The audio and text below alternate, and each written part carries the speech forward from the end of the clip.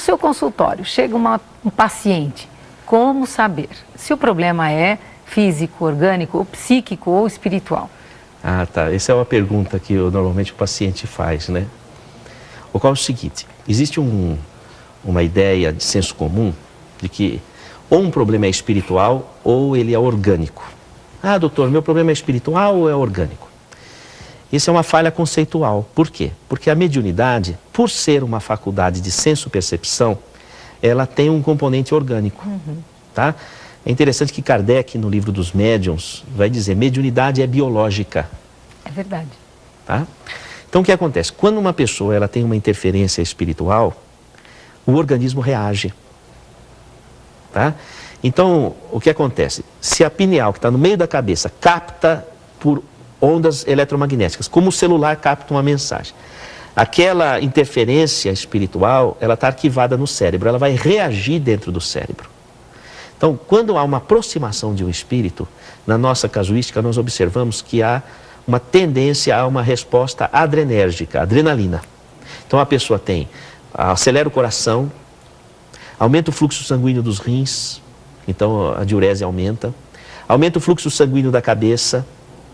Então, por exemplo, uma interferência de uma entidade negativa, ela pode provocar dor de cabeça. Por quê? Porque aumenta o fluxo da cabeça, o fluxo sanguíneo. Aliás, Jung já havia percebido isso. Nós vamos encontrar no grande psiquiatra Carl Gustav Jung, obras completas, segundo capítulo do primeiro volume, O Médium Espírita. Ele observa uma mulher franzina, jovem, que apresentava fortes dores de cabeça após as interferências espirituais, que ele chama de ataques. E essas dores de cabeça, ela aliviava fazendo movimentos das mãos sobre a cabeça, que a gente chama de autopasse, não é? E no caso dela, aliviava com essa condição. E o Jung chegou, inclusive, a palpar o pulso e a auscultar o coração, como se estivesse percebendo mesmo que havia alguma alteração orgânica naquele processo. Tanto que, para você fazer a diferença entre uma simulação de uma incorporação mediúnica, o indivíduo está teatralizando, ou quando aquilo é real, é o exame físico, porque a incorporação dá alteração física. Consumo de glicose, aumento da pressão arterial sistólica, aumento do fluxo sanguíneo da cabeça, segundo os nossos estudos ainda heurísticos, né, embrionários, vamos dizer assim, mas nós temos observado dessa forma. Então, o que acontece? O indivíduo pode ter aumento de pressão arterial por origem espiritual. Quando a entidade sai, a pessoa volta à pressão normal. Então, nunca consegue ajustar um antihipertensivo. Entendeu? Se ela toma o remédio da pressão, abaixa muito. Se não toma, tem picos. E não consegue ajustar.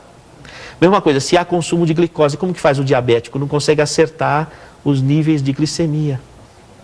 Entende? Porque fica flutuando de acordo com as interferências espirituais, de acordo com essa nossa hipótese de trabalho. Não é? Agora, quando a pessoa tem uma mediunidade dominantemente de desdobramento, que ela sai fora do corpo, o efeito é ao contrário, é colinérgico. Colinérgico é o seguinte, ao invés da adrenalina, é a acetilcolina. Então, o que acontece?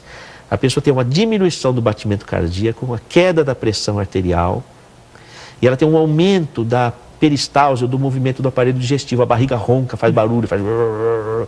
não é? E essas pessoas que têm esse desdobramento, elas exalam energia, exalam ectoplasma. Então, as pessoas se sentem bem perto dela, mas ela se sente desgastada com as pessoas. E esse excesso de ectoplasma que ela exala torna ela muito interativa mentalmente. Ela sente o que o outro sente, sente a psicosfera espiritual que a envolve. E aquilo pode ser tão difícil que o organismo reage, recolhe no metabolismo esse ectoplasma, desvia essa energia e a pessoa começa a formar cistos, tumores, miomas, cistos ovarianos, cisto de tireoide, cisto hepático, cisto renal, ou então ela tem sangramentos, porque é uma forma de perder esse ectoplasma, metrorragias, que a medicina não consegue entender o que está acontecendo. A pessoa sente uma depressão que não se trata com remédio nenhum, não consegue tratar, porque já está envolvendo outra esfera, que é a senso-percepção mediúnica. Precisa agregar os tratamentos, não é? Então, o raciocínio clínico se mantém. Você vai tratar o sintoma. Lógico. Quando a pessoa não tem controle, com o medicamento, até que ela possa ter controle. Ela precisa de apoio psicoterápico para poder se encontrar. É aquela história da árvore com a raiz, a identidade, não é? E o tratamento e depois o exercício mediúnico. Eu coloco os meus pacientes, assim que estão numa condição melhor, para doarem de si. Sim. Então esse exercício faz com que eles se tornem proativos e comecem a saber, aprende a lidar com esse domínio da senso-percepção, seja da influência espiritual, seja da doação de energia. Então eu coloco sob minha supervisão, não é? E isso muda o prognóstico da medicina, essa integração com essa parte espiritual.